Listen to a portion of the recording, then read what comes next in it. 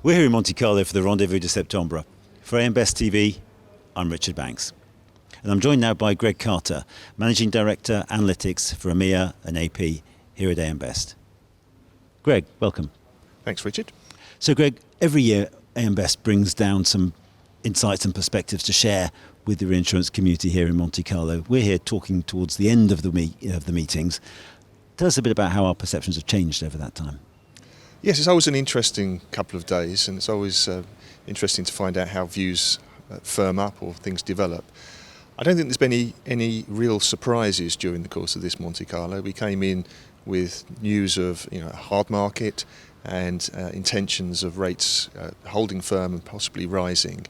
And that's certainly been the message that we've been getting from reinsurers. The brokers, of course, have perhaps talked about some softening in the marketplace. But the reinsurers do all seem very comfortable about the rate that they can achieve at the year end and feel pretty confident about the scope for earnings in 2024. Last year there was some discussion about the disorderly renewal season. How confident can we be that this year will be a little bit more orderly? This is an interesting topic. I think things may not be as orderly as people hoped. And I think that's a sign of a hard market, that reinsurers are waiting to commit their capital. Brokers are posturing for the best possible positions, and I think it's a typical sign that in a soft market, people are happy to sign and reach agreements relatively early. I think the reason it was so disorderly last year was because the capacity crunch and the very strong negotiations to raise rates.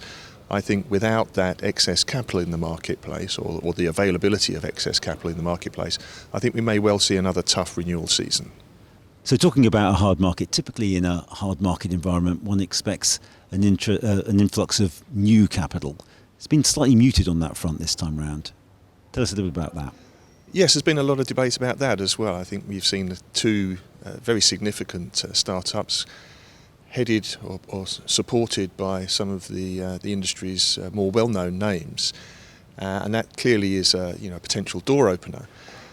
We're still sceptical that there will be a significant class of 23 or 24. I think investor appetite is somewhat muted. I think the returns of certainly the last 5 years have been pretty poor for the sector, and I think investors have other opportunities. So, whilst we may see one or two new entrants come to the market, and particularly leveraging the expertise and the contacts of some of those industry gurus, I don't think it's going to be significant enough to change the market. It's not going to be excess capital that softens this market.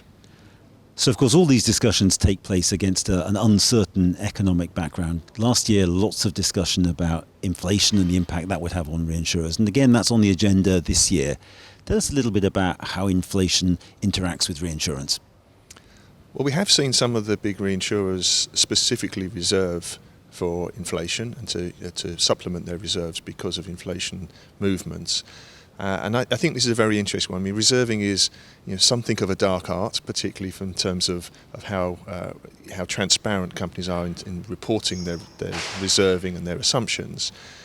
And you have lots of moving parts. Clearly there are some good years that are still developing positively and causing reserve releases.